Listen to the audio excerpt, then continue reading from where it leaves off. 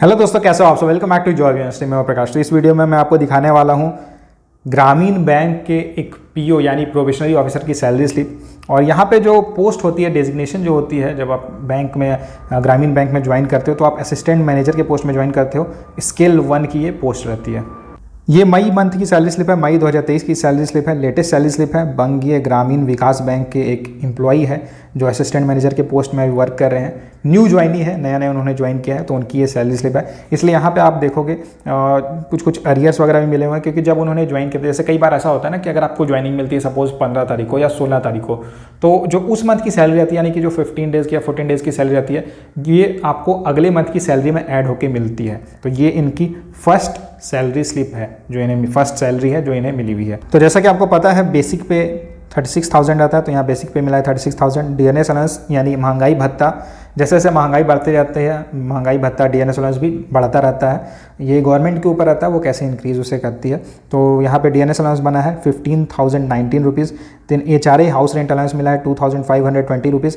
HRA भी depend करता है कि आपकी पोस्टिंग किस लोकेशन में हो रही है। नॉर्मली जैसे ये ग्रामीण बैंक है तो आपकी जो पोस्टिंग होगी वो रूरल एरिया में रहेगी, इसलिए एचआरए कम ही बनता है। देन ये बेसिक पे का अरियर बना है 2,400 रुपीज़। देन डीएनएस अलाउंस का अरियर मिला है 987 रुपीज़। एचआरए का अरियर मिला है 168 रुपीज़। स्पेशल अलाउंस मिला हुआ है 5,904 रुपीज़। देन स्पेशल अलाउंस के ऊपर डीए मिलता है, तो ये बना है 2,463 रुपीज़।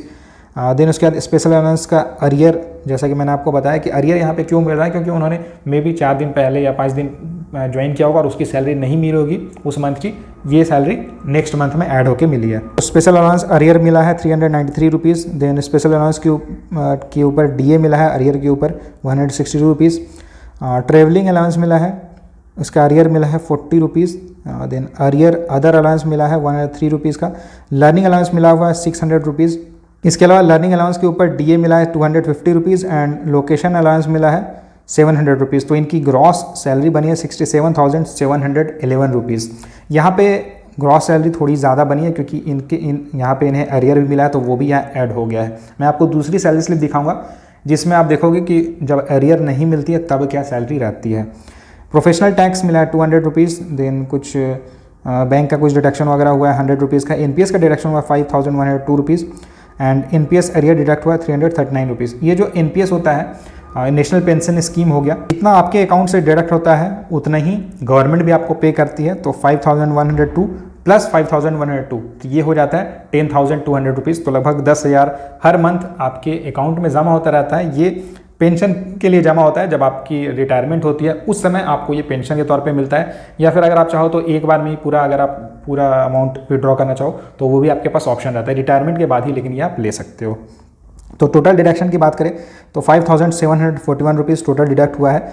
यानी कि इनकी अगर इन हैंड सैलरी की बात करें तो फर्स्ट मंथ की जो सैलरी बनी है ये बनी है 61,970 रुपीज़। यहाँ समझ सकते हो कितनी अच्छी सैलरी बनी है। और आप खुद सोचो, जब आप आरआरबी में ज्वाइन करोगे, किसी भी ग्रामीण बैंक में अगर आप ज्वाइन करोगे एंड एक मंथ काम करने के बाद जो आपकी पहले मंथ की जो सैलरी रहेगी 60,000 के अप्रॉक्स रहने वाली, 60,000 इन हैंड रहने वाली है, ये एक बहुत बड़ा मोटिवेशन होता है। और यही कारण है कि देखिए, मैं हमेशा सैलरी स्लिप की वीडियोस इसलिए डालता हूँ ताकि आपको थोड़ा मोटिवेशन मिलते रहे। जिस भी एग्जाम की आप तैयारी कर रहे हो उसमें थोड़ा और आप ज़्यादा मेहनत करो। चलिए एक और सैलरी स्लिप मैं आपको दिखाता हूँ, और ये जिनकी है, इन्होंने 1 साल पहले बैंक में ज्वाइन किया था और इन्हें एक इंक्रीमेंट मिल चुका है। तो ये भी एक असिस्टेंट मैनेजर की सैलरी स्लिप है। पश्चिम बंगाल ग्रामीण बैंक के एक स्टाफ की यह सैलरी स्लिप है। और यहाँ पे जैसा कि मैंने आपको बताया कि इन्हें एक इंक्रीमेंट मिल चुका है, तो एक इंक्रीमेंट मिलने के बाद इनकी बेसिक पे बनी है 37,490 रुपीज़। डीए लेटेस्ट के अकॉर्डिंग कैलकुलेट किया गया है, डीए 41.72% है, तो डीए टोटल अमाउंट बना है 15,640 रुपीज़। उसके बाद एचआरए बना है 2,624 रुपीज़। स्पेशल अलाउंस मिला है 6,148 रुपीज़। स्पेशल अलाउंस के ऊपर डीए मिला है 2,565 रुपीज़।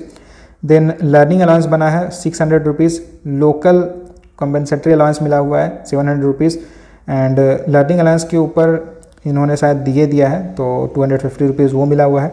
तो ग्रॉस अमाउंट बना है, ग्रॉस सैलरी बनी है 66,018 रुपीज़। अब अगर यहाँ डिडक्शंस की बात करें तो देखिए यहाँ पे कुछ टीडीएस का डिडक्शन हुआ है 2,640 रुपीज़। देन एफईएसटी कुछ डिडक्ट हुआ है, इन्होंने लोन लिया था तो लोन का कुछ मंथली ईएमआई डिडक्ट हुआ है 3,600 रुपीज़। दिन और भी कुछ AOPBG कुछ डिडक्ट हुआ है 300 रुपीज़, प्रोफेशनल टैक्स डिडक्ट हुआ है 200 रुपीज़ एंड NPS डिडक्ट हुआ है 5313 रुपीज़। तो इनकी टोटल डिडक्शन है 12,053 रुपीज़। अब अगर यहाँ हम नेट सैलरी की बात करें तो सारे डिडक्शंस माइनस करने के बाद इनकी मंथली इन हैंड सैलरी बनी है 53,965 रुपीज़, यानी कि लगभग 54,000 बनी है। प्लस इन्होंने ये EMI भी पे किया है 3,600, तो उसे भी अगर आप ऐड कर दोगे तो ये लगभग 57,000 58,000 बन जाता है। यानी कि जब आप ज्वाइन करोगे तो फर्स्ट मंथ से जो आपकी सैलरी रहने वाली है 55 से 60,000 के बीच रहेगी। सैलरी के अलावा और भी कई तरह के अलाउंसेस आपको मिलते हैं। सिटी कंपनसेटरी अलाउंस है, देन ट्रैवल अलाउंस मिलता है, लीज एकोमोडेशन मिलता है। लीज एकोमोडेशन नॉर्मली ग्रामीण बैंक में नहीं मिलता है, क्योंकि ग्रामीण बैंक में आपकी जो पोस्टिंग होती है रूरल एरियाज़ में रहती है, तो वहाँ पे बहुत कम रेट में जो आपको HRA वगैरह मिलता है उसी में आप मतलब आपको घर वगैरह मिल जाते हैं, तो इसी कारण से लीज एकोमोडेशन नॉर्मली नहीं दिया जाता है। पेंशन स्कीम NPS की यहाँ फैसिलिटी आपको मिल जाती है। मेडिकल रीइंबर्समेंट रहता है। मेडिकल रिइंबर्समेंट का मतलब जैसे आपके लिए एंड आपके डिपेंडेंट फैमिली मेम्बर्स के लिए मिलता है, तो अगर हॉस्पिटलाइजेशन होता है या जो भी खर्चा होता है तो वो पूरा बैंक आपका देख लेती है। न्यूज़पेपर अलाउंस मिलता है, लगभग 150 रुपीज़ पर मंथ मिलता है। ओवर टाइम अलाउंस हुआ, मतलब यानी कि अगर आप एक्स्ट्रा ड्यूटी कर रहे हो, एक्स्ट्रा वर्क कर रहे हो तो आपको कुछ पैसे मिल जाते हैं। इसके अलावा आपको मेडिकल कैश मिलता है, मेडिकल के लिए कैश अलाउंस मिलता है, ये लगभग 10,300 पर ईयर रहता है। तो अगर यहाँ से आप टोटल मैं यहाँ बात करूँ ग्रॉस सैलरी की, तो आपकी जो ग्रॉस सैलरी रहती है, जो CTC रहती है, एनुअल CTC, ये लगभग 8.5 लाख टू 9 लाख बन जाती है। तो सैलरी काफ़ी अच्छी मिलती है। और यहाँ पे आप समझ सकते हो सिंपल ग्रेजुएशन रिक्वायर्ड रहता है, ग्रेजुएशन के बेसिस पे आपका सिलेक्शन होता है। अगर आप इस एग्ज़ाम को क्रैक कर लेते हो तो फर्स्ट मंथ से आपकी 55 से 60,000 के बीच आपकी सैलरी रहती है। सबसे अच्छी बात यह है ग्रामीण बैंक की कि यहाँ की जो आपकी पोस्टिंग होती है वो रूरल एरिया में होती है, तो रूरल एरियाज़ में आप क्या ही खर्चा करोगे, है ना। आप ज़्यादा से ज़्यादा खाने पे और रहने पे खर्चा करोगे, उससे ज़्यादा तो और कुछ खर्चा होता नहीं। तो आपकी जो जितनी भी सैलरी रहती है ये मैक्सिमम आपका बच जाता है। एटलीस्ट 40 से 45,000 रुपये तो आप मंथली सेव कर लोगे। तो इसलिए मतलब मेरी पर्सनल प्रेफरेंस ये रहती है कि अगर आपका किसी IBPS PO में सिलेक्शन हो रहा है या RRB PO में सिलेक्शन हो रहा है, तो RRB PO में अगर आपको घर के आसपास में अगर आपको ज्वाइनिंग मिल जा रही है तो RRB PO ही ज्वाइन करो। अगर घर के आसपास मिल रही है, ऐसा नहीं दूर मिल जा रही है, तब तो फिर प्रॉब्लम हो सकती है, लेकिन घर के आसपास मिल रही है तो आप अप डाउन भी कर सकते हो, या रेगुलर आपको घर आना जाना है तो उसमें भी ज़्यादा प्रॉब्लम नहीं होती है। मतलब ये तो खैर बाद की बात होगी, जब सिलेक्शन हो जाएगा उसके बाद ये सब चीज़ों के बारे में सोच सकते हो। तो ये थी RRB PO की सैलरी स्लिप अलाउंसेस। इससे जुड़ा अगर आपको कोई सवाल रहता है तो आप मुझे कमेंट करके पूछ सकते हो। और आप मुझे बताना कि आप किस एग्ज़ाम की तैयारी कर रहे हो, RRB PO के लिए आप तैयारी कर रहे हो या फिर RRB क्लर्क के लिए तैयारी करो, और साथ ही साथ आप किस स्टेट से बिलोंग करते हो। Thank you and all the best.